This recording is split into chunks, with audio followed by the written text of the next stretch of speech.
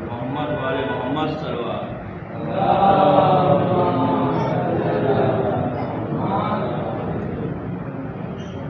جب تیرا سر سے چھین تو صدا دیتی رہی نہ آیا غازی جب تیرا سر سے چھین تو صدا دیتی رہی یوں نہ آیا غازی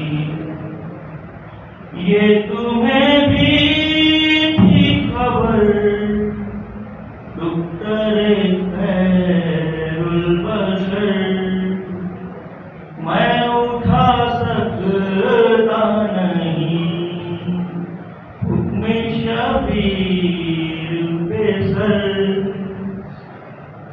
میں اٹھا سکتا نہیں حکم شبیر پہ سر میرے وجود سے جدا مشق پہ پانی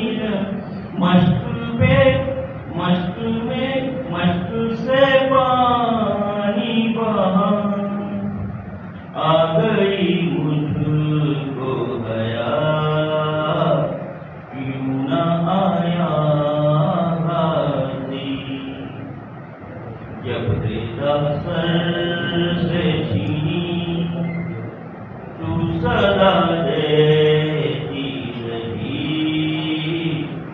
یوں نہ آیا غازی سن کے میں تیری صدا یہ تو ممکن ہی نہ تھا میں نہ آتا کیسے دختر شیر خدا میری داد دیکھوں تجھے کب تھا منظور مجھے حوصلہ مجھ میں نہ تھا یوں نہ آیا غازی جب تیرا سر سے چھینی تو صدا دیتی رہی یوں نہ آیا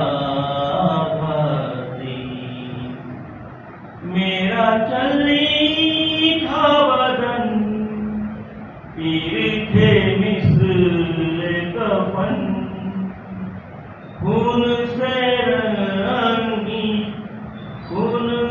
رنگی بدن بھائی بیگار تھی بہن گرز تھا سر پہ لگا گشت میں تھا مجرا تیرا شکوہ ہے وجہ یوں نہ آیا غازی جب تیرا سر سے چھینی تو صدا دیتی رہی یوں نہ آیا غازی جنگ میں کر نہ سکا حکم شبیر جو تھا سکینہ کے لیے دم بھی گھوٹوں پہ رکا مشق زخمی جو ہوئی رک گئی سانس میری قدم اٹھنا پھر سکا یوں نہ آیا غازی جب تیرا سر سے چھینی تو صدا دیتی رہی یوں نہ آیا غازی جب ہوا ٹھنڈا علم اماں زہرا کی قسم کس طرح تجھ سے کہوں کیسے نکلا میرا دم وہ تیری آہوں پھگا جلتے خیموں کا دھواں شرم نے مار لیا کیوں نہ آیا غازی جب پیدا سر سے چھینی تو صدا دیتی رہی یوں نہ محمد والے محمد صلی اللہ علیہ وسلم الفاتحہ.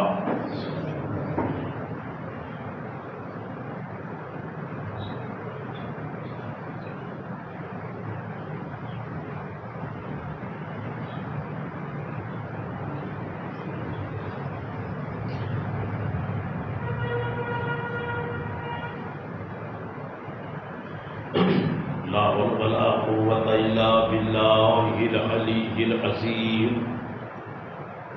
حسبنا الله ونعم الوكيل ونعم المولى ونعم النصير. أعوذ بالله السميع العليم من الشيطان اللعين الرجيم. بسم الله الرحمن الرحيم. الحمد لله رب العالمين. الصلاة والسلام على أشرف الأنبياء والمرسلين المخاطب بالطه وياسين سيدنا ومولانا ومولى الثقلين جد الحسن والحسين بالقاسم محمد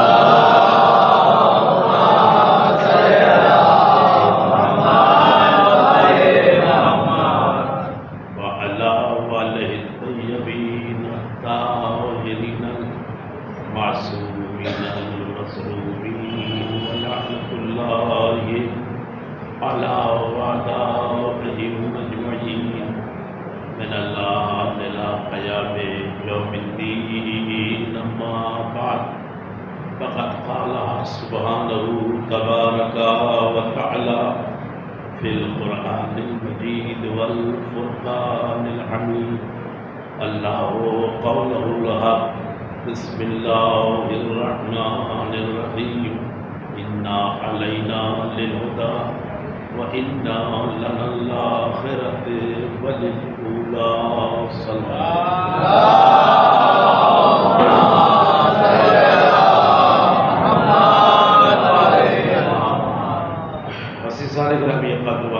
سامعین کرام و جملہ ماتمداران سرکار سید الشہداء وصوبوالان امام مسلم کربلا.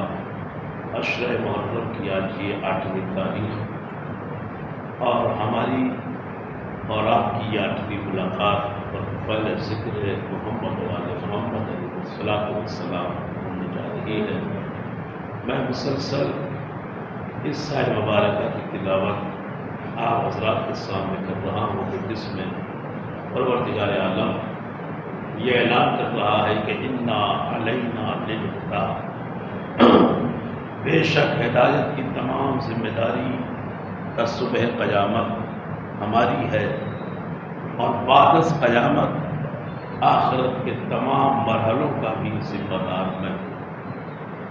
اسی آیہ مبارکہ کے ذیل میں اپنے معروضات آپ کے دامن سماعت کے حوالے کر رہا ہوں اور آپ الحمدللہ اسے مسلسل منظوری بھی عطا فرمائے ہیں. آج میں گفتگو کا آغاز یہاں سے کرتا ہوں کہ اللہ نے انسان کی ہدایت کے لیے جتنے انتظام کیے تھے وہ سب کے سب آسمانی انتظام تھے، اور اللہ نے خود ہدایت کرنے والوں کو منتخب کیا تھا۔ کون کس کی ہدایت کرے گا اور کون ہوئے زمین پر ہادی برحق ہوگا، اس کا انتخاب اور اس کا فیصلہ پروردگار نے خود کیا ہے۔ یعنی یہ اختیار اللہ نے پوری دنیا میں کسی کو نہیں دیا، توجہ فرمائیے، حتیٰ کہ معصوم کے بھی اختیار میں اللہ نے نہیں دیا۔ بڑی بات کر رہا ہوں میں آپ کے ساتھ، یہ اختیار اللہ نے معصوم کے بھی ہاتھ میں نہیں دیا۔ نہیں تو جب آدم کو اللہ ہادی بنا رہا تھا تو فرشتوں نے اللہ کی بارگاہ میں عاجزی کرتے ہوئے ایک گزارش کی تھی، یعنی اشارہ کیا تھا کہ ہم بھی تیرے رحمت کی بز میں موجود ہیں، اور جب کہ ہم ہر وقت تیری تسبیح و تقدیس کرتے ہیں، تیری عبادت میں رہتے ہیں، مقصد یہ تھا کہ یا تو ہم میں سے کسی کا انتخاب کر لے یا یہ حق کا انتخاب ہمیں دے دے۔ اللہ نے کہا نہیں، یہ حق کا انتخاب قیامت تک میں کسی کو نہیں دوں گا، اس لیے کہ اگر آج یہ حق ہم نے تمہیں دے دیا تو کل لوگ اسی کو جواز بنا کر، جس کو جہاں بھی سمجھ میں آئے گا، جب بھی سمجھ میں آئے گا، اپنی طرف سے کسی کا بھی انتخاب کر لے گا۔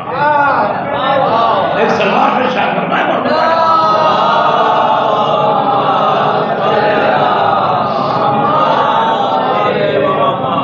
لہذا انتخاب میں کروں گا۔ ہاتھ یہ بڑھا کر فرشتوں نے ہاتھوں کو جوڑا، پروردگار تو رب قدیر ہے، ہم تیرے حکم کے سامنے بسر و چشم تسلیم ہے، ہم سرکابی نہیں کر سکتے۔ توجہ، تو اللہ نے ازل سے ہی یہ قانون بنا دیا کہ ہادی برحق کا انتظام میں کروں گا، اور اس نے کیا۔ لیکن ہوتا یہ ہے کہ جو ہادی برحق ہوتا ہے وہ منشاء رب کے مطابق چلتا ہے، انسانوں کی منشا کے مطابق نہیں چلتا۔ وہ بس یہ دیکھتا ہے کہ رضائے پروردگار کیا ہے، مرضی پروردگار کیا ہے، اور اس کی خوشی کس چیز میں ہے، وہ اس کے اشارے پہ چلتا ہے۔ توجہ، وہ کائنات کے اشارے پہ نہیں چلتا۔ اختلاف کہاں پہ ہوتا ہے؟ اختلاف وہی پہ ہوتا ہے کہ جب معاشرہ یہ چاہتا ہے کہ ہمارا رہبر ہماری مرضی سے چلے، رہبر یہ چاہتا ہے کہ سماج ہماری مرضی سے چلے، یہی پر جب ٹکراؤ ہوتا ہے نا تو معاشرہ ایسے ہادی کا بائیکاٹ کر کے اپنے مرضی کے مطابق چنتا ہے تاکہ وہ اس کے اشارے پہ چلے۔ صلوات پڑھے محمد والے محمد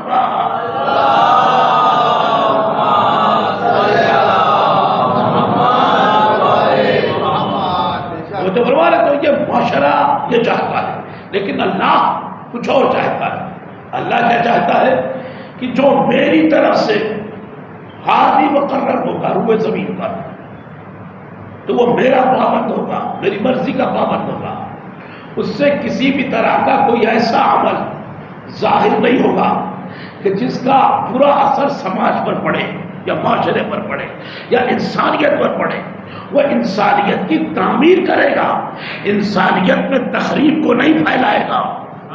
سخت جملہ ہو گیا، آسان کر دیتا ہوں، یعنی وہ انسانوں میں کردار سازی کرے گا، انہیں ایک دوسرے سے جوڑے گا، انہیں بھلائی کے راستے میں لے جائے گا۔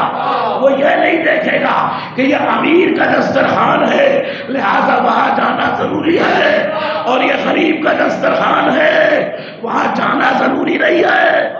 توجہ، وہ یہ نہیں دیکھے گا۔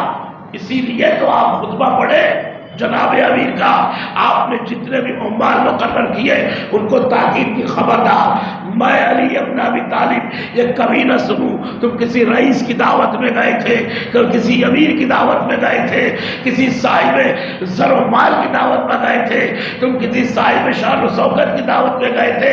اس لیے کہ اگر تمہیں جانا بھی ہو تو پہلے جا کے دیکھو اس دعوت میں فقیر کتنے آئے ہیں، اس دعوت میں یتیم کتنے آئے ہیں، اس دعوت میں مستحقین کتنے آئے ہیں. میں کہتا ہوں وہاں کوئی غریب نظر نہیں آئے گا. تو سنو، جہاں کوئی غریب نہ ہو وہاں کوئی علی کا چاہنے والا بھی نہیں ہونا چاہیے.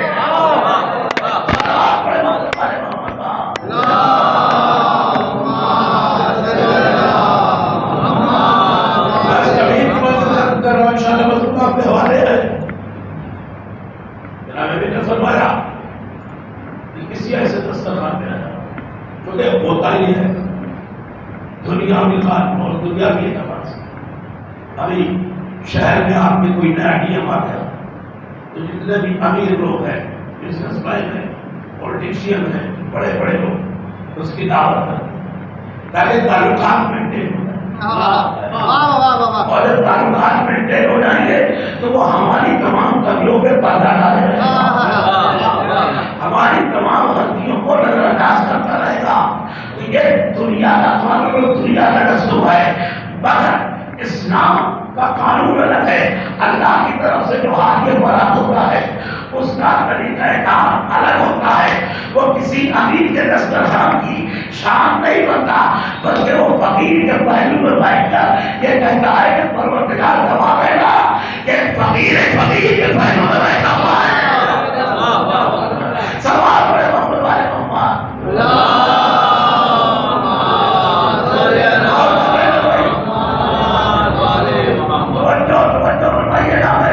کر رہا ہوں. اگر کسی امیر کے دسترخوان میں جاؤ گے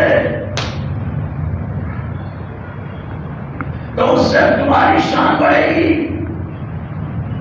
ایک امیر نے انوائٹ کیا ہے، لیکن اگر تم کسی فقیر کی شان میں کسی فقیر کے پہلو میں بیٹھ گئے تو اس سے اس کی عزت بڑھ جائے گی.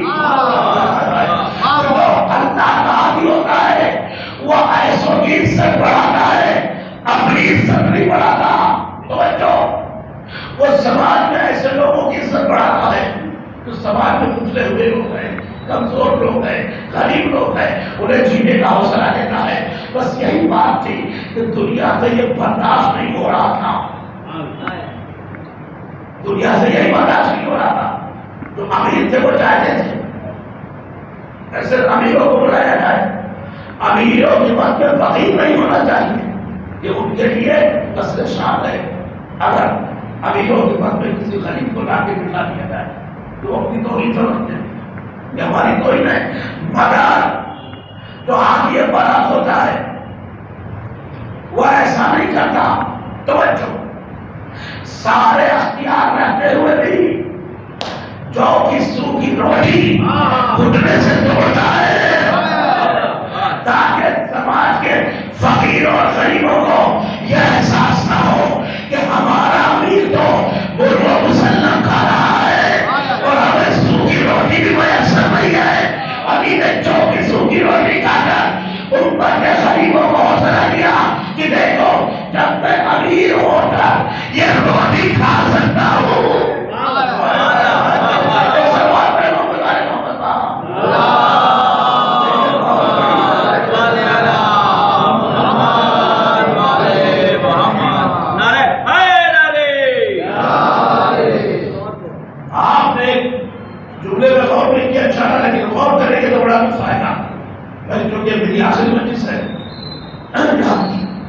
میں مضمون کو سمیٹوں گا تاکہ مضمون کمل ہوتا ہے. ذرا بتاؤ نا، تاریخ کا ورق پڑھو، تاریخ کا ایک ایک صفحہ پڑھو، تاریخ کے ایک ایک سطر پڑھو، تاریخ کا ایک ایک لفظ پڑھو اور اس کے بعد آج میں بتاؤ کہ جن دسترخوانوں پر مسلم سجے رہتے تھے کہ آج ان کا نہیں دنیا میں ذکر ہوتا ہے. قسم خدا کے نہیں دنیا میں ذکر ہوتا ہے، نہیں ہوتا ہے. مگر جس چوکی روٹی کو کھانا علی نے جو انگلیوں پہ اٹھایا تھا اس روٹی کا ذکر آج بھی دنیا کے گوشے معاشرے میں ہو رہا ہے. کیوں؟ اس لیے علی کی دور کی سوکھی ہوئی روٹی وہ علی کے حق کی روٹی تھی. کسی کا چھینا ہوا مال نہیں تھا.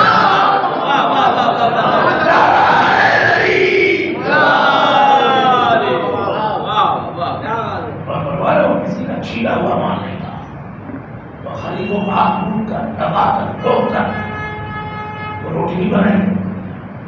تو مسئلہ یہ جو سماج میں ایسے ایلیمنٹس ہوتے ہیں جن کے دماغ میں نا مثال میں ممکنات دل میں تکبر و غرور وہ کبھی اللہ کے ہاتھی کو برداشت نہیں کر سکتے. نہیں تو ایک سوال کرتا ہوں, بالکل عام سا سوال ہے. میں اس منبر پہ بیٹھ کر پوری ذمہ داری کے ساتھ ایک دعویٰ کر رہا ہوں, چاہے جتنی اسلامی تاریخ پر کتابیں لکھی گئی ہیں ان تمام کتابوں کو اکٹھا کرو, پوری توجہ جائے اور ان کو بغور پڑھو, بار بار پڑھو. پڑھنے کے بعد ایک چھوٹی سے چھوٹی کوئی بھی علی کی غلطی بتا دو. بڑا جملہ میں نے حوالے کیا ہے, بڑی ذمہ داری کے ساتھ پڑھو. ایک چھوٹی سی چھوٹی غلطی علی کی بتا دو, یا یہ ثابت کر دو کہ 63 سال کی زندگی میں علی نے کسی کو کوئی سرد پہنچایا ہو. قسم خدا کے جھوٹ دینے جاؤ گے نہیں ملے گا.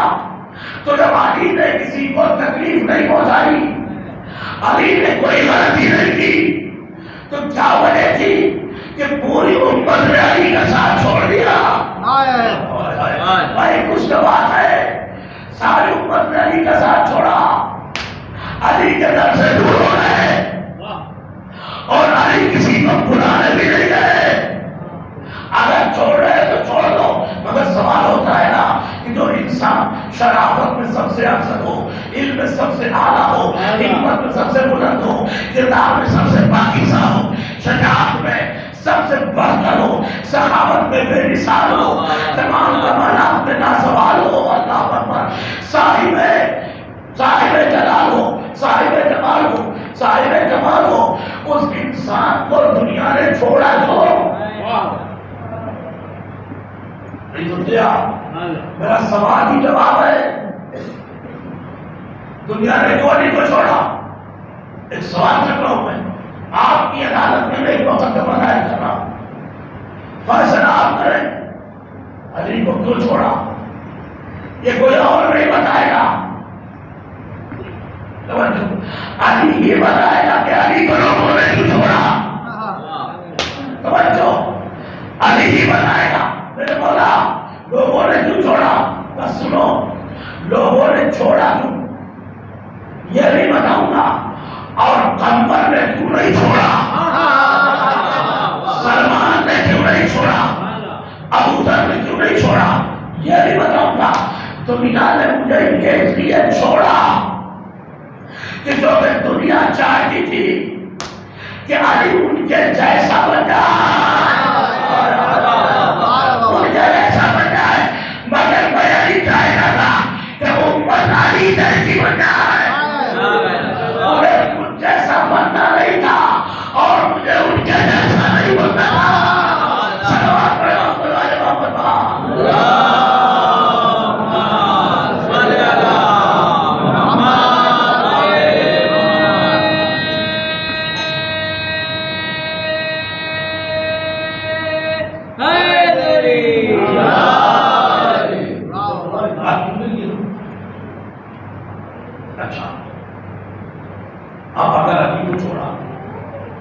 سوال کیجیے. آپ جو پڑھے لکھے ظاہر ہے نا ان سے سوال کہ بھیا یہ بتائیے پہلی منزل میں علی کو آپ نے چھوڑا, اپنا ہاتھ ہی نہیں مانا, پہلا لو, دوسرا لو, تیسرا لو, گزر جانے کے بعد پھر علی کے دروازے پر امت کیوں آئے؟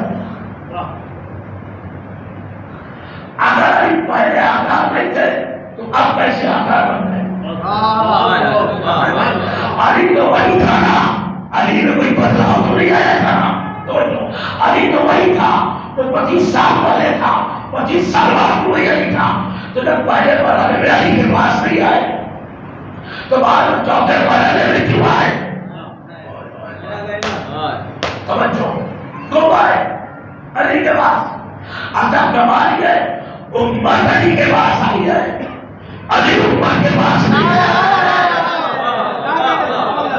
علی امت کے پاس نہیں گیا، امت خلافت لے کر علی کے دروازے پہ کھڑی ہو گئی. اے علی تمہیں رسول کا واسطہ ہے، اے علی تمہیں مصطفیٰ کا واسطہ ہے، اے علی تمہیں زہرا کا واسطہ ہے. امت اس وقت فتنہ و فساد کی شکار ہو گئی ہے. آخر امت کو سنبھالو نہیں تو امت محمد ڈوب جائے گی. علی نے گھر کا دروازہ کھولا. سنو نوجوانوں، جملہ قیامت کا دے رہا ہوں. سینکڑوں تاریخ پڑھنے کے بعد پھر یہ نتیجہ کہیں ملتا ہے تو میں ایک جملے میں آپ کے حوالے کرنے جا رہا ہوں. میرے مولا نے گھر کا دروازہ کھولا، لوگوں کا بیان سنا. اے علی امت کی بات دور سنبھال دو نہیں تو امت ڈوب جائے گی. واسطہ دینے لگے تو میرے مولا نے دروازہ کھول کر ایک ہی جملہ کہا، یاد رکھو کیا تمہیں میری شرط یاد ہے؟ علی کی شرط آج بھی وہی ہے.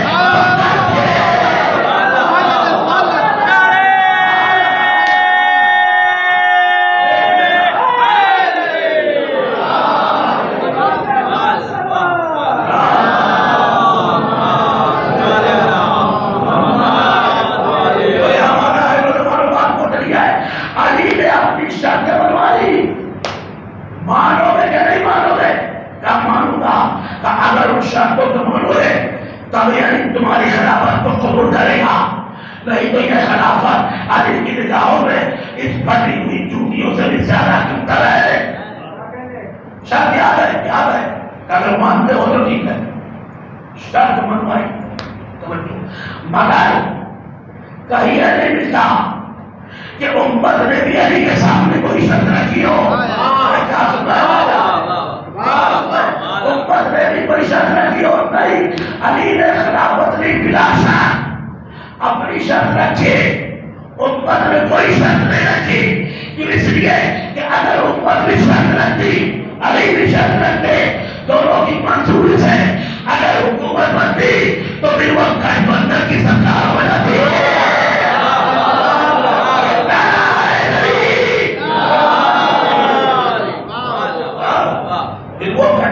سرکار ہوگی.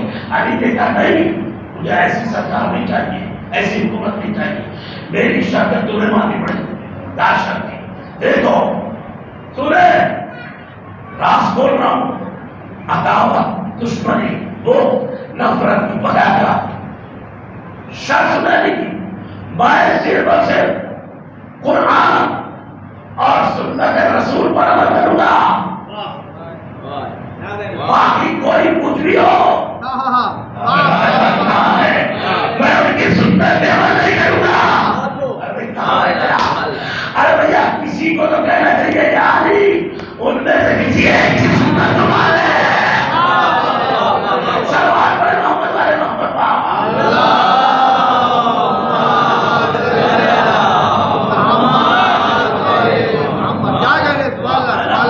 اگر ان کی سنت تو مان لیتے تو خالص علی کی حکومت نہیں رہ جاتی.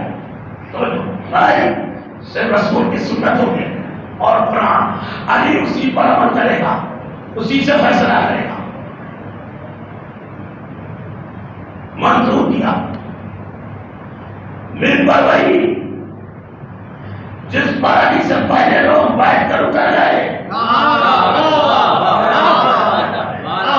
جس پر علی سے پہلے لوگ بیٹھ کر اتر گئے. مگر قسم خدا کے اگر دل کی آنکھوں سے دیکھو تو علی آج اس منبر کی شان بنا ہوا ہے. آج بھی منبر علی کی شان ہے، آج بھی علی منبر کی شان ہے، آج بھی منبر علی سے منسوب ہے. توجہ، جب 25 سال بعد علی منبر پر بیٹھے، علی سے پہلے بھی لوگ بیٹھے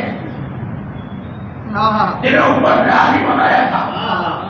جب بیٹھے نا تو بیٹھ کر انہوں نے کہا اے لوگوں تمہارا بہت بہت شکریہ کہ تم نے ہمیں اس قابل سمجھا. یعنی وہ خود کو اس قابل نہیں سمجھتے. تم نے اس قابل سمجھا یہاں بٹھایا، تمہارا شکریہ، مگر ایک بات یاد رکھنا، ابے تمہارا کیسے بٹھائے سنیا، ایک بات یاد رکھنا، اگر میں کبھی ٹیڑھا ہو جاؤں تو مجھے سیدھا کر دینا۔ قسم سے یہ داڑھی کی جملہ ہے، یہ سننے کے بعد آپ کو خاموش نہیں رہنا چاہیے۔ اگر میں کبھی ٹیڑھا ہو جاؤں تو مجھے سیدھا کر دینا۔ میں کہوں گا کسی ٹیڑھے ہو جانے والے کو بنایا ہی نہ، سیدھا کرنے کی ضرورت پڑے، کبھی راستہ بھٹک جاؤں تو میری رہنمائی کر دینا۔ اما جسے خود اپنے آپ میں بھروسہ نہ ہو، یہ بیٹھ کر کی پر سے کہا تاریخ تبلیغ کے دامن میں یہ جملے آدمی محفوظ ہیں، اگر میں ٹیڑھا ہو جاؤں تو سیدھا کر دینا۔ ایسے ٹیڑھے ہوئے کہ آج تک ان پر سیدھا نہیں کر رہی ہے، مگر پھر بھی سیدھے نہیں تو یہ جملہ ایسا بولا زیادہ بولنا نہیں جائے گا۔ اور دیکھو بابو بھائی کیا جملہ ہے، اگر میں کبھی باہر جاؤں تو میری رہنمائی کر دیں۔ آپ کسی سے راستہ پوچھیں اور وہ کہے کہ چلیے میں آپ کو پہنچا دیتا ہوں، مگر بھائی صاحب اگر کبھی بھول جاؤں تو مجھے بتا دینا، آپ اس کے ساتھ جائیں گے۔ تھوڑا سا حوصلہ بڑھائیں، تھوڑا سا لبوں کو جھمش دیں، تھوڑا سا ہاتھوں کو بلند کریں، صاحب سے بتائیے آپ اس کے ساتھ جائیں گے؟ نہیں جائیں گے نا، نہیں ہوگا۔ یہ جب خود بھول جائے گا تو میں کہاں سے بتاؤں گا؟ اگر مجھے معلوم ہوتا تو ہم ان کا سہارا نہیں جڑے گئے۔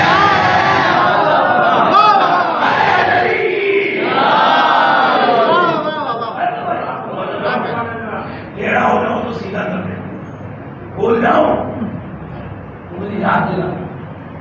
اور اس کے بعد میں جملہ اگر میں کہوں آپ سن لیں گے تو اللہ شکر، کیونکہ اللہ نے جیسے سب پر ایک مقرر کیا ہے، مجھ پر بھی ایک مقرر کیا ہے۔ آپ بتائیے، آپ بتائیے، آپ یہ بتائیے اگر کسی کو پاگل پن کا دورہ آتا اس کے ساتھ آپ سفر کریں گے؟ یہ بھیا کبھی بھی دورہ آ گیا دوڑا دوڑا کے مارے گا، ہے نا بھائی؟ آپ کہیں بھی سفر نہیں کریں تو جیسے سب کا اللہ نے کرم کیا مجھ پہ نہیں کیا۔ اب یہ سب تاریخ میں لکھا ہے، جو لکھا ہے وہ وہی پڑھنا ہے۔ بھیا وہ کہتے ہیں کہ ایسا کیوں پڑھتے ہو؟ میں نے کہا ایسا لکھتے کیوں ہو؟ تم نے لکھانا ہوتا، ہم نے پڑھانا ہوتا، تو آج میں پیورٹی کے اسکرین پر سے بیان نہ کر رہا ہوں۔ سب پر ایسے ایک مقرر ہے، اس پر بھی آپ بتائیے، اس پر بھی مقرر ہے۔ اب ایک یہ صورت ہم نے دکھائی، اور ایک اور صورت دکھاتا ہوں۔ جب شیطان جنت سے نکل رہا تھا تو اگر تھا اس نے جھوٹا تھا اکڑ دے پروردگار صراط مستقیم پر بیٹھ چکا، تیرے بندوں کو بہلاؤں گا تو اللہ نے کہا سن لے، تو کچھ بندے جنہیں نہیں بہلا سکے گا۔ اس نے کہا کون ہے وہ؟ کہا تھا علی کا صراط مستقیم، کہ وہ لوگ ہوں گے جو علی کے راستے پر ہوں گے۔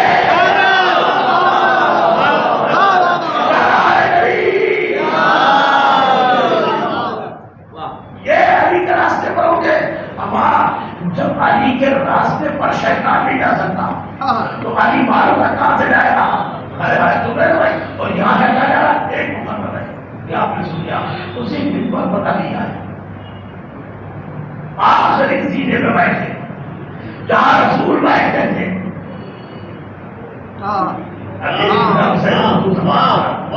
اس کا مزہ آپ کو لینا ہے، زبان کا لفظ ہے، وہاں بیٹھے ایک نے اعتراض کیا یہ تو محمد کی جگہ ہے، تو آپ نے فرمایا نہیں تو محمد کا جگہ نہیں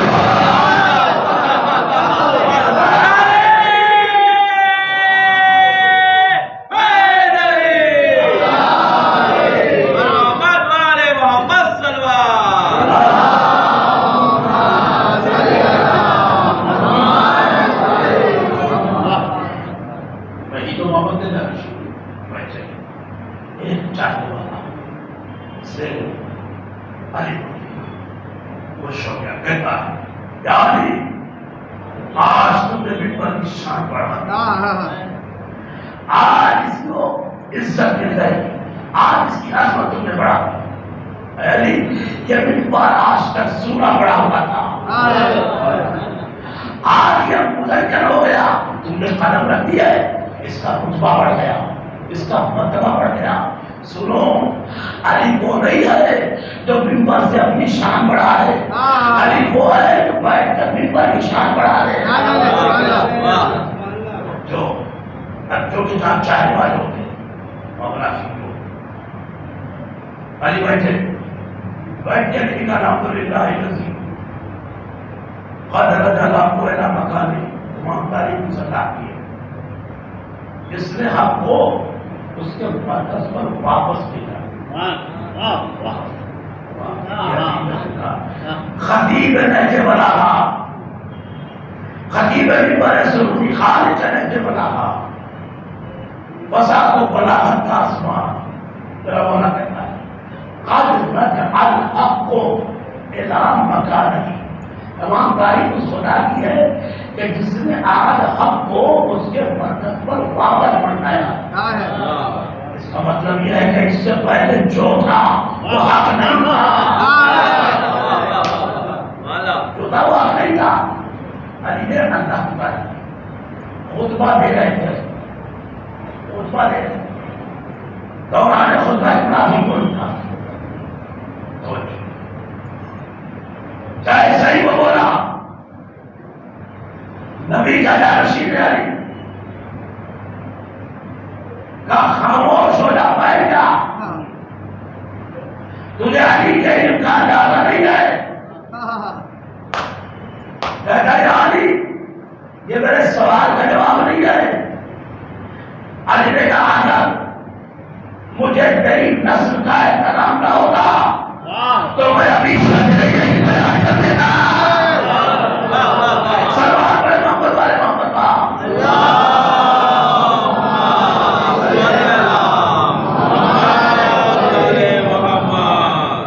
یہ ہاتھ یہ بڑا ہے بہت علی نے کبھی پورا مجمع مسجد نبوی علی کے چل سے سوال کیا کہ علی آپ پر اتنا سب کچھ اتر گیا، آپ نے تلوار بھی اتر دی، آپ نے اپنے دشمن کو آزاد چھوڑا۔ علی نے کہا سنو، فرعون اور نمرود و شداد کس کا دشمن؟ خدا کا دشمن۔ آج جب وہ اپنے دشمن کو حکومت دے سکتا ہے، میں اسی کا ولی ہوں، میں اس کا نمائندہ ہوں۔ جب وہ اپنے دشمن کو حکومت دے سکتا ہے تو مجھ میں بھی اس کے صفات پائے جاتے ہیں۔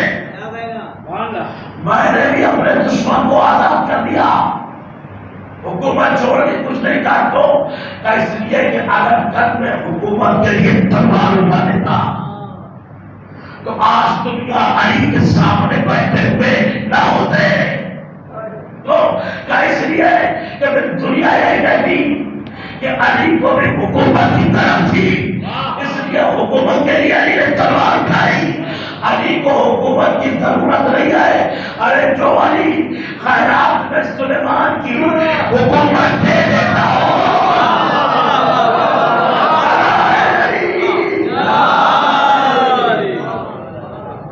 اس علی کو یہ 2 ٹکے کی حکومت کیسے دی؟ علی کو تلوار اٹھائی،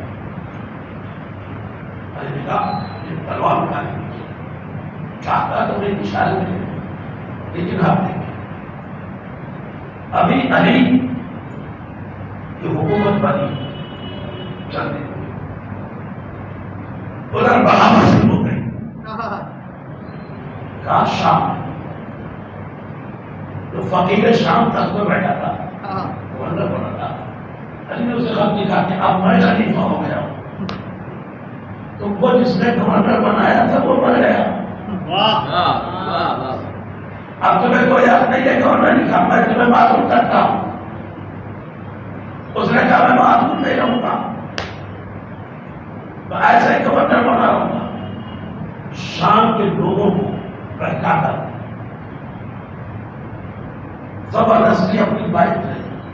واقعہ انصاف سے بتاؤ مسلمان, تم علی کو چوکا مانتے ہو نا؟ ارے ہم اگر پہلے کو پہلا نہ مانے تو تم ہم پہ فتوا لگاتے ہو.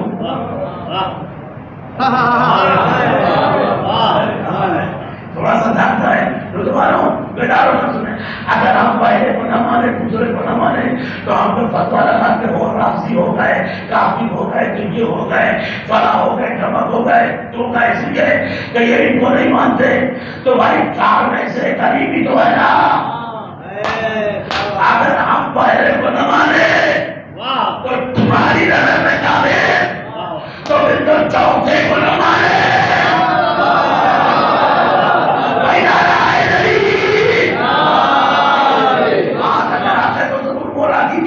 اس لیے جہاں بات میں تائید نہیں کی جاتی ہے وہ دربار شام نظر آتا ہے. پورا حق ہے آپ کو بولنے کا, پوری توجہ چاہتا ہوں. اگر ہم پڑھنے کو لگانے تو تم ہمارے خلاف فتوا دیتے ہو. بتاؤ حاکم شام نے علی کو 14 خلیفہ نصیب کیا, اگر کیا ہوتا تو صدیق کی ہوتی, اگر کیا ہوتا تو مہربان کی ہوتی, اگر کیا ہوتا تو جمل کی ہوتی. تو بھائی اگر ہم پہلے کو نہ مانے تو تمہاری نظر میں کافر اور وہ چوتھے کو نہ مان کر بھی مسلمان.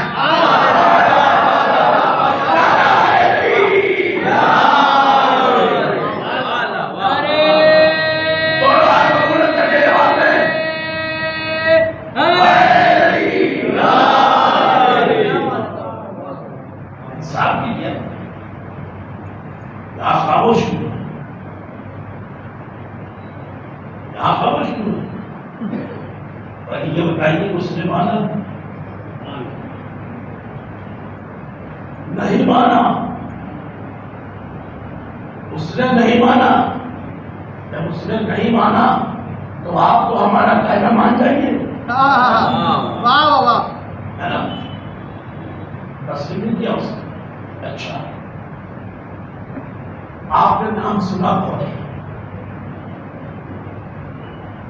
زیاد ابن ابی, جیسے ابن زیاد تھا ویسے زیاد ابن ابی. اس نے مولا علی کے ہاتھوں پر بیعت کی اور سب سے پہلے بیعت کرنے والا بھی یہ تھا. تو سنو کام آیا تھا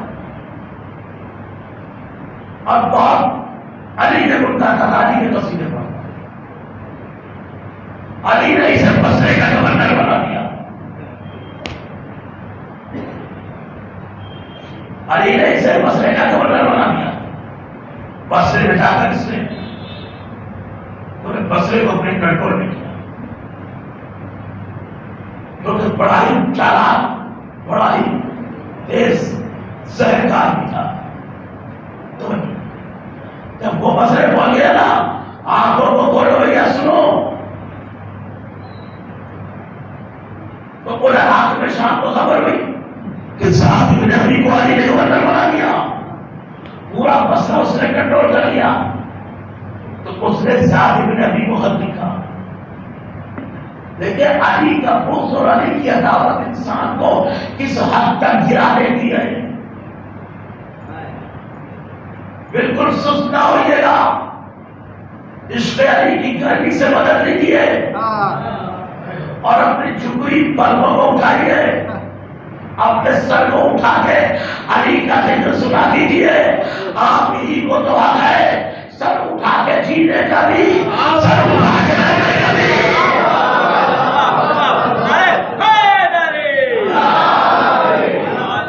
اور وہ چلیے نا, وہ خطی کا جو کہاں تک عداوت علی, بغض علی انسان کو کس حد تک گرا دیتا ہے, اس کا اندازہ بھی نہیں لگایا جا سکتا. وہ خط لکھتا ہے زیاد کو, اے زیاد سلام ہو تجھے, میں نے سنا ہے علی نے تجھے مسئلے کا گورنر بنا دیا. توجہ، یہ گورنر ہی مبارک ہو، مگر یہ تم نے صحیح نہیں کیا. تجھے میرے ساتھ ہونا چاہیے. تو علی کے ساتھ کیسے ہو گیا؟ توجہ، علی کے ساتھ کیسے ہو گیا؟ تجھے میرے ساتھ ہونا چاہیے. اس لیے کہ اگر دیکھا جائے تو میرا بھائی ہے. ارے یہی جملہ جو قیامت میں تھا، اسی میں سب کچھ چھپا ہوا تھا. اگر آپ اس کو سمجھ جاتے، خاموش نہیں پائے، تو میرا بھائی ہے، تو میرا بھائی ہے. بھائی کیسا ہے؟ کام کو اپنے نام پہ غور کر لے. تجھے زیاد ابن ابی کہا جاتا ہے. عرب میں جب کسی کے باپ کا پتہ نہیں چلتا،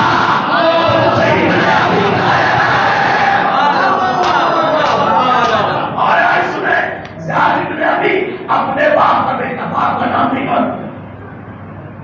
زیاد ابن ابی، ابی کا مطلب اپنے باپ کا بیٹا. توجہ، جب باپ کا نام اور نشانہ ملا تو عرب نے اسے زیاد ابن ابی کہنا شروع کیا. ارے تو خاموش بیٹھے توڑیے، اسی کو لکھتا کہ بیٹا تو میرا بھائی ہے.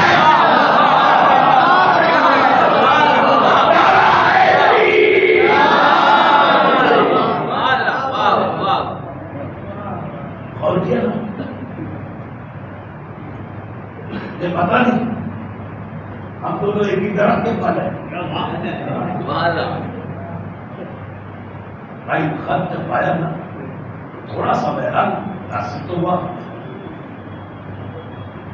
اب اس نے آئی بہت کہ حاکم شام کا خط ایسا ہے،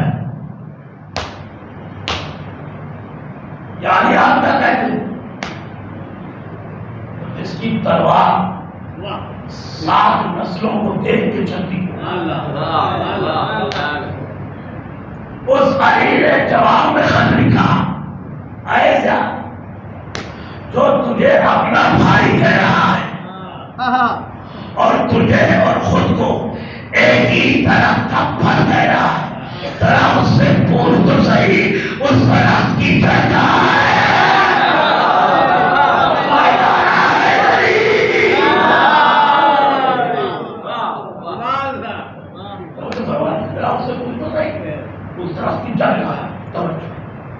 مگر ایک فارسی کی کہاوت ہے جناب، ہم جنس باپ جنس پرواز، کبوتر با کبوتر باپ کا باپ.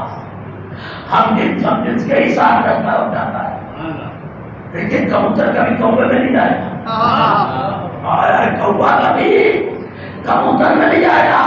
اور اگر کبھی کالا رنگ دیکھ کر کوا چلا بھی جائے تو فوراً واپس آ جائے گا. ہوا یہی توجہ کہ کوئی دونوں میں جن سے ایسی تھی، اس نے علی کا ساتھ چھوڑا اور چلا گیا شام. حاکم شام کے بعد جب علی کو خبر ملی تو وہ فرمائے گا میرے مولا نے کہا واہ خدا مجھے معلوم تھا کہ وہ ایسا کرے گا، اور اسی لیے میں نے اسے بصرے کا گورنر بنایا تھا. کیوں کہا؟ اس لیے کہ اگر میں شجرا بیان کر دیتا تو دنیا کا ہی دشمنی بنا دے.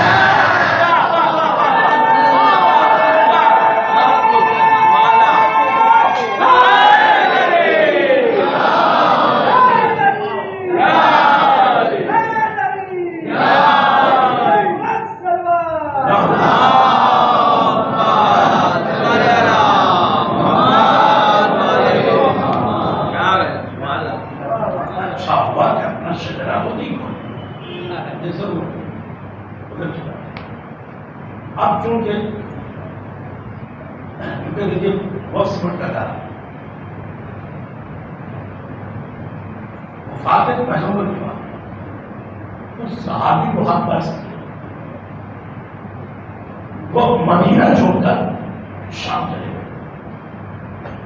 اگر ادھر میرا مولا خلیفہ بنا تو ادھر علی کے چاہنے والے تھے، ان پر حاکم شام میں دباؤ بنا کہ تم ہماری بیعت کرو تاکہ ہم لوگوں کو یہ بتا سکیں کہ دیکھو علی کے چاہنے والوں نے بھی میری بیعت کر لی ہے. انہیں بلایا، انہیں میں عبداللہ ابن عفیف بھی ہے، انہیں میں رشید ہجری بھی ہے. خلیفہ عمر بن عمر خزائی بھی ہیں، خلیفہ حجر بن ابی بھی ہیں، یہ سارے لوگ ہیں 7 صحابی رسول جو کہ علی بدر جان سے چاہتے تھے، شام شفٹ ہو گئے تھے. جب یہ میرا مولا خلیفہ بنا تو حاکم شام نے بلایا کہ تم ہماری بیعت کرو. تو انہوں نے جواب دیا کہ اگر ہمیں کسی نااہل کی بیعت کرنی ہوتی، اب یہ جملہ آپ میں سے سنو ہی نوجوانوں، اگر اس پر نہیں بولے تو مجھے شکوا ہوتا، اگر ہمیں کسی نااہل کی بیعت کرنی ہوتی تو ہم مدینہ چھوڑ کے شام آئے.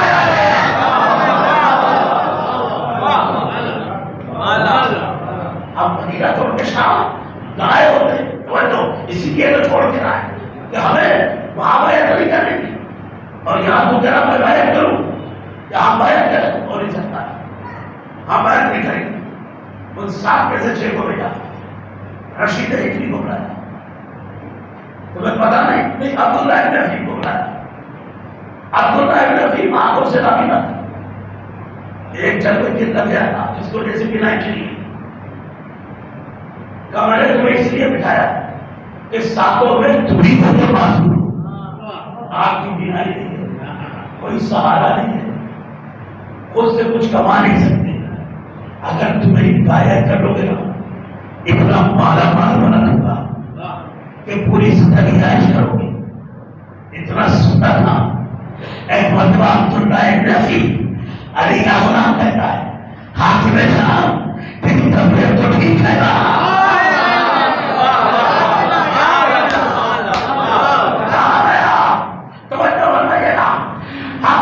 تیری طبیعت تو ٹھیک ہے نا؟ تجھے پتا ہے کہ تم کس سے کلام ہے؟ میں علی کا غلام ہوں. ارے تو جتنا مجھے دینے کے لیے بول رہا ہے نا اتنا میں علی کے نام کا صدقہ دینا.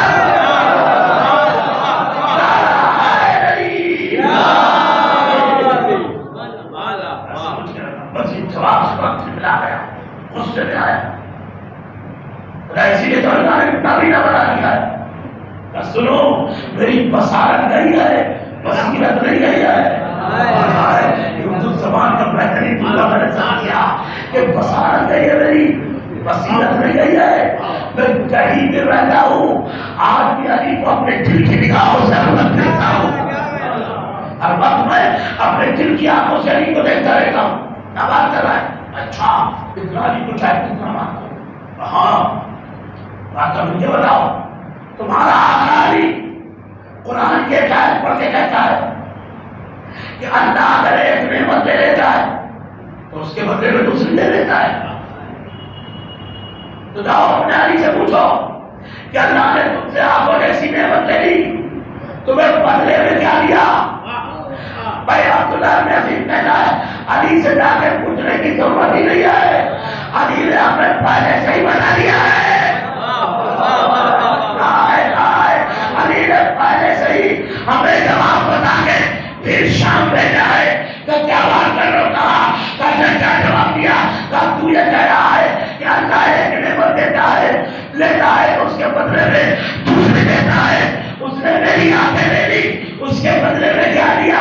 سن لے، اب اس سے بڑی نعمت میرے لیے اور کیا ہوگی کہ تم جیسا مغرور چہرے والا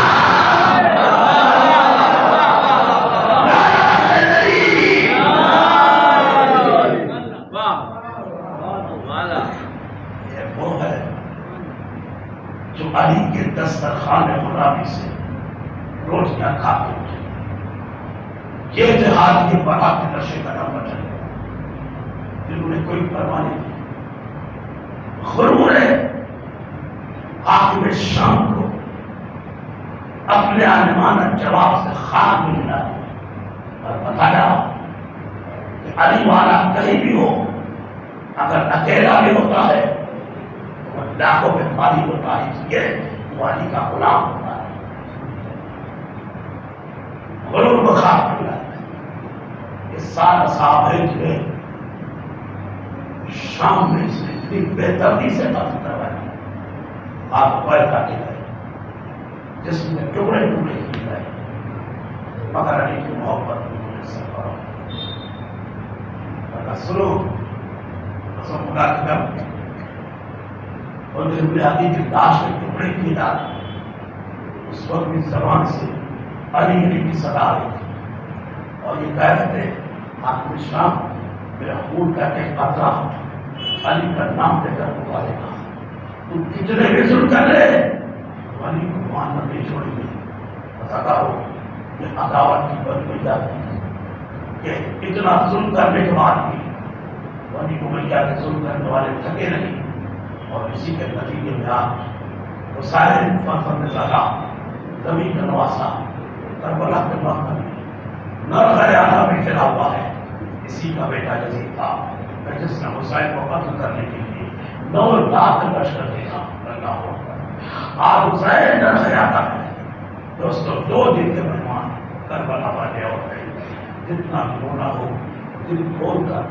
کربلا والوں کا معصومہ ہو اس لیے کہ اللہ جانے یہ زندگی آئندہ ساتھ رہے نہ رہے ہم باقی رہیں یا نہ رہے یہ زندگی وفا کرے نہ کرے تو دل میں کوئی حسرت نہ رہ جائے دل کو کھول کر سیدہ کے نام پر آنسو بہاؤ کربلا کے پیاسوں کی پیاسوں یاد کر کے اپنی آنکھوں سے آنسوؤں کی فرات جاری کرو تاکہ فاطمہ کا رومال خالی نہ جانے پائے ایک ماں رومال پھیلائے بیٹھی ہوئی ہے اے میرے لال کے آزادارو اللہ تمہیں سلامت رکھے تمہیں دنیا میں کوئی غم نہ دے سوائے ہمیں حسین کے فاطمہ تمہارے لیے بھی گئے آزادارو ذرا اندازہ لگائیے کہ حسین نے کس جگر سے اس صبر کے آسمان کو اپنے دل میں اٹھایا ہوگا اپنی گود میں بالوں کو میدان کارزار میں میدان کربلا میں اپنے ہاتھوں سے قربان کیا حسین نے اللہ اکبر اسی لیے عزم خلیل اور صبر ایوب نے حسین کو سلام کیا ہے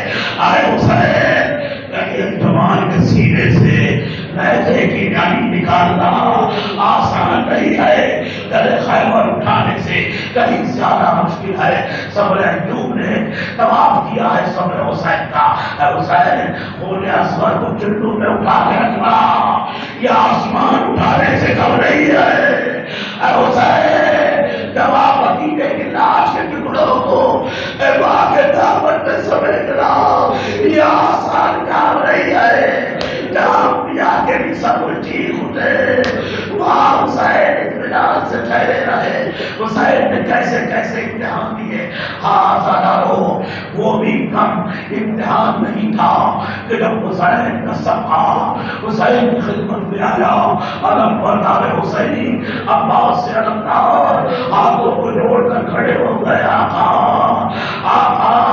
28 رجب کو جب دربار ولید میں مروان نے آواز بلند کی تھی میں نے تلوار اٹھائی تھی آپ نے کہا تھا ابھی کربلا نہیں آئی ارے جب مکے میں یزید کے سپاہی ہاتھیوں کے بیچ میں آئے ہم نے تلوار نکالی آپ نے کہا بس ابھی کربلا نہیں آئی ارے جب اٹھنے لگا میں فرش پہ ہاتھ ڈالا آپ نے روکا عباس ابھی کربلا نہیں آئی ارے آقا اب تو ہم کربلا میں آ چکے ہیں اب تو بندش عام بھی ہو چکی ہے چھوٹے چھوٹے بچے پیاس سے تڑپ رہے ہیں صدائے میں نشر بلند کر رہے ہیں اے اللہ میری خیرت بار بار مجھ سے سوال کر لی ہے اللہ تیرے ہوتے ہوئے چھوٹے چھوٹے حسین کے بچے پانی کے لیے تڑپ رہے ہیں عباس دیکھ رہا ہے اے آقا مجھے اجازت دے دیجیے حسین نے عباس کو اجازت دی پانی نانے کی اجازت دی عزادارو عباس خیمے میں آئے سب سے رخصت ہوئے رخصت ہونے کے بعد مشکیزے کو علم میں باندھا عباس نے ایسی مشکیزہ علم میں باندھا ہے سکینہ نے ہاتھ میں مدد دیا اے پروردگار میرا چچا مشک بن کے جلد لوٹا ہے عباس نے علم کو کاندھے میں رکھا گھوڑے پر سوار ہوئے پھر حسین سے دوسری بار اجازت نہیں دریا کی طرف چلے عالم یہ تھا کہ عباس کے قدموں کی آڑ سے فوج یزید اتنی دور بھاگ گئی کہ سرحد کوفہ تک پہنچ گئی آدھارس میں جملہ مگر جیسے عباس نے فرات سے پانی بھرا مشکیزے کو بھرا چاہا کہ جلد تر خیام حسین تک کی پانی پہنچ جائے ایک مرتبہ بکھری ہوئی فوجیں سمٹی، عباس پر چاروں طرف سے حملہ شروع ہوا۔ ایک ملعون کہتا ہے اے شام والوں آؤ، جس کو علی کا بدلہ لینا ہے، بدروہر کا بدلہ لینا ہے، وہ آئے اور عباس پہ حملہ کرے۔ ہمارے طالب دین نے بتایا کہ جب ان سے پوچھا گیا کہ عباس کی قبر اتنی چھوٹی کیوں ہے، تو انہوں نے بتایا شامیوں نے لاش کے اتنے ٹکڑے کر دیے تھے کہ جب قبر بنائی گئی تو چھوٹی ہو گئی۔ جزاکم ربکم خیر جزا۔ غازی کے دونوں شانے قلم ہو گئے، ایک مرتبہ مشق و علم کو ہاتھوں میں دبایا، پھر خیمے کی طرف رفتار بڑھائی کہ غلام ملعون نے آگے بڑھ کر ایک تیر چلے کمان میں دوڑا، مشکیزے کی طرف تیر کو پھینکا، تیر مشق سکینہ سے پیوست ہوا، پانی بہنے لگا کہ پانی نہیں بہ رہا تھا، عباس کے ارمانوں کا خون بہتا جا رہا تھا۔ ادارو جب دیکھا کہ پانی بہ گیا، عباس نے رہا کرو ترائی کی طرف موڑا، آواز سکینہ مجھے معاف کر دینا، وعدہ پورا نہ ہو سکا۔ ادارو ابھی عباس ترائی کی طرف مڑے تھے کہ ایک ملعون نے آگے بڑھ کر ام البنین کے لال کے سر پر ایک ایسا بھاری گرز مارا، عباس کا سر شکافتا ہو گیا، خون کا فوارہ جاری ہوا، اب گھوڑے پر سبر نہ سکے، آواز دی یا قوم حسین ادرکنی۔ حسین نے آواز سنی، دوڑے ہوئے دفتر کی طرف چلے۔ جزاکم ربکم خیر جزا۔ صرف دو جملوں کی زحمت ہے، بس ٹائم تمام ہو رہا ہے۔ آتے آتے حسین دو جگہ ٹھوکریں کھاتے گرے، مگر جب اٹھے تو عباس کے کٹے ہوئے شانے حسین کے ہاتھوں میں تھے۔ عباس کے لاش کے قریب جیسے ہی حسین پہنچے ہے نا، جملہ سنیں گے، عباس کے لاشے میں جنبش پیدا ہوئی، جنبش پیدا ہوئی۔ عباس نے آواز دی آقا پہلی بار ایسا ہو رہا ہے کہ آپ آئے اور میں احترام میں کھڑا نہیں ہو سکا۔ اے فاطمہ کے نام اگر میرے پاس سلامت ہوتے تیری دادی کو ضرور کھڑا ہونا، مگر باپ سلامت نہیں گئے، مجھے معاف کر دینا۔ حسین عباس کے سر میں بیٹھے، جزاکم ربکم خیر جزا۔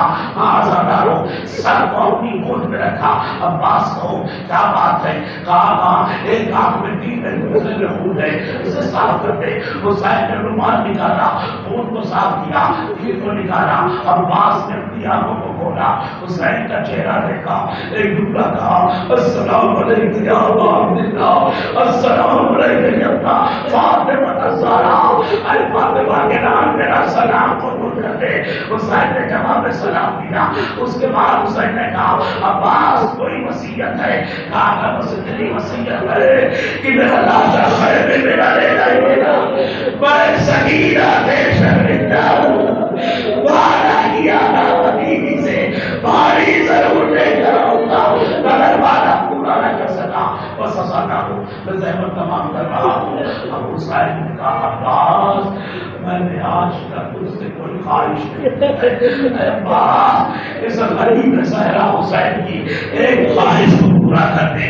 عباس نے کہا اب بتائی تو صحیح وہ کیا خواہش ہے؟ اب پوری زندگی تم نے اپنے کو غلام کہا، مجھے آقا کہا ہے، میری تمنا ہے ایک بار جاتے جاتے مجھے بھائی کہہ دو۔ عباس نے اپنی گردن کو مدینے کی طرف موڑا، آواز دی ابا بول بولے کیا اجازت ہے، کیا آقا کو بھائی دوں؟ بول بولے آیا میرے لال بھائی تو کہہ دینا، مگر کہنے کے بعد زندہ نہ رہے گا۔ عباس نے بھائی کہا، روح اور زمین میں پرواز کر گئی۔ حسین خالی مشتوانہ لیے ہوئے، واہ محمدہ والیہ واہ باسا کہتے ہوئے خیمے کی طرف آئے، اِنَّا لِلَّهِ وَإِنَّا إِلَيْهِ راجعون۔ رضت کے تقاضے سجاد الذین ظلموا غیرا مقلد ينطلقون إلى رسول الله صلى الله عليه وسلم۔